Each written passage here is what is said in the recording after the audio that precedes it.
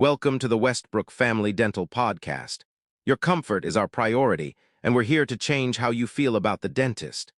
Join us as we answer common questions and discuss modern, gentle dental care for your whole family. Let's start the conversation. Welcome to the deep dive. So today, we are pulling from the Westbrook Dental podcast to really unpack the microscopic anatomy of your teeth. We want to answer why teeth whitening causes that terrible shooting pain. Right, that dreaded zinger. It is the absolute worst. It really is. And Mhm. we are going to look at how professional chemistry just shuts it down completely because, you look in the mirror and your teeth look like solid rock, like polished marble. Yeah, I mean, they do.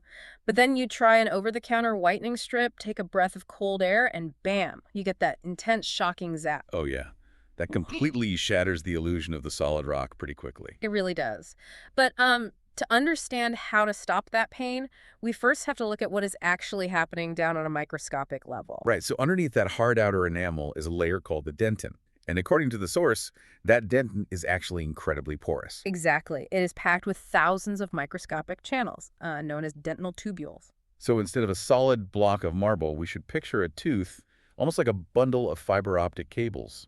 Yeah, that is a great way to think about it. Those tubules act as direct pathways. They transmit outside sensations straight down to a central processor, which is the nerve center, or the pulp, inside your tooth. Okay, so when you apply a whitening agent, usually hydrogen or carbamide peroxide, it dives in to break down those stubborn stains.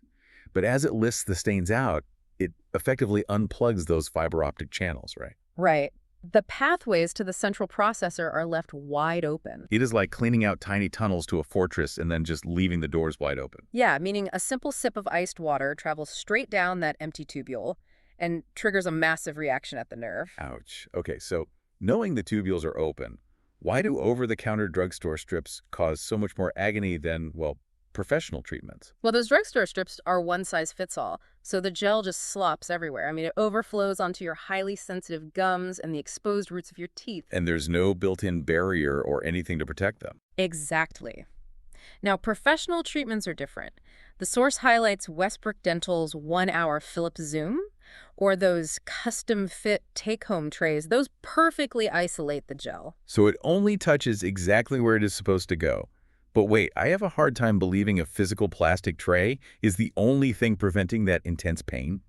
What do you mean? Well, if the peroxide is still opening up the tubules on the tooth itself, a tray isn't going to stop cold air from getting in later. There has to be a difference in the actual formula. Oh, you are totally right. There is a massive difference. The real magic is the chemical compounds mixed directly into those professional-grade gels. Okay, so what is in them? Primarily potassium nitrate. It actively blocks the pain right at the source. So how does potassium nitrate actually stop the nerve from reacting if those tiny tunnels are still open? Well, nerves fire pain signals using electrical charges. When potassium nitrate travels down the open dentinal tubules, it floods the area with potassium ions. And what do those ions do? They effectively neutralize that electrical charge. If the nerve cannot generate a charge, it physically cannot send a pain signal to your brain. Oh, wow. So it basically puts the nerve on do not disturb. It cuts the power to the alarm system before the signal can even be sent. It does, yeah. But stopping the pain is really only half the solution.